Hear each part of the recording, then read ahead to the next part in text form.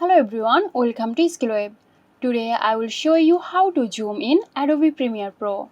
So let's have a look now. Begin by opening Adobe Premiere Pro and import the video footage you want to edit.